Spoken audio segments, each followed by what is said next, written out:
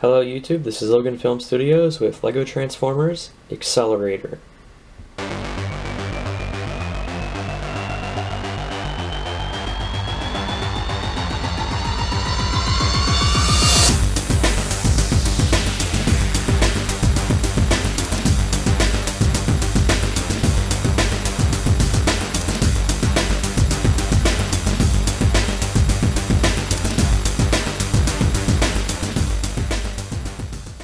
Here's Accelerator in his robot mode.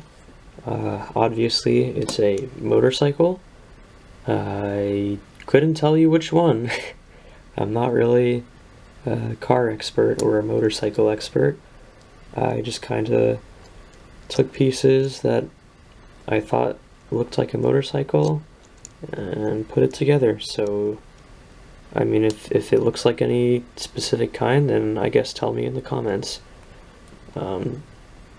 Because I don't know, it looks kind of like one of those like classic motorcycles from the front with like the clear piece as the light, but then it has like these wheels like more like a dirt bike. So I don't know, I really couldn't tell you, but it's cool. It's got these taillights in the back in red, kickstand right here which you can use to prop it up. You can angle it sideways so you can get a better angle, or you could just rotate it up, and it can stand on its own without the kickstand as well, so that's cool. It rolls, which is awesome. It's not the best at rolling. Sometimes you have to make sure that all the pieces are lined up.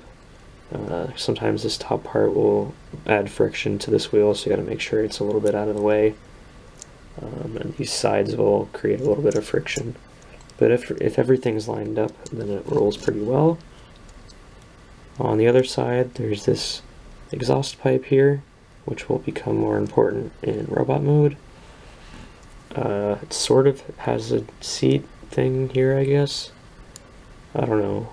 For size comparison, here is Accelerator next to G1 Bumblebee and a normal minifigure. Obviously it's much larger scale than both of them, although, I mean, I guess it could maybe pass off as minifigure scale. You could put a minifigure on the handlebars. That doesn't really work very well though. Yeah, it's probably much larger than minifigure scale, but that's a thing you can do. To transform Accelerator, the first thing we're going to do is rotate around the handlebars and then close them in. Then we're going to move this section up and rotate it and kind of pull it out on the T-joint so that there's a little bit more space there. And then slide out these sections and they'll become the legs. And you can already pretty much see where this is going. We're going to rotate around this section and bring this down, rotate around this section, slide these out as well to give them a little bit of space so that we can rotate this around. And now we're going to take these sections and rotate them on the hinge. So bring this section in and do the same on the side. Bring it in. Bring forward the wheels and position this piece. We're going to rotate around the kickstand so it's out of the way. And last but not least, just rotate around the head. So here's Exhaust Pipe in his robot mode. I'm a pretty big fan of this. I really like how he sort of has these wings and how pretty much everything is symmetrical on him except for like the shoulder pieces and the gun in here. And that's right, this exhaust pipe sort of becomes a gun, which can kind of move along and articulate with his elbow movement because of the lever joint that this is built with. So that's pretty cool. He does have like a really short torso, but I think that fits well with just the overall bike proportions. But it's kind of weird that he has like wheels on the back of his arms. But if you don't like that, you could easily just take them off. And then he just looks more like a normal person. You could basically store one on his back, and then the other one, I guess, could be some sort of weapon. Maybe there's some sort of spinning, like saw weapon or something. I like the look of having the wheel on his back, so that he can have like a gun in one hand and then like a wheel weapon in the other hand. But yeah, that's something that you can do. I'm not a huge fan of parts forming, so I like to just keep it like this mostly.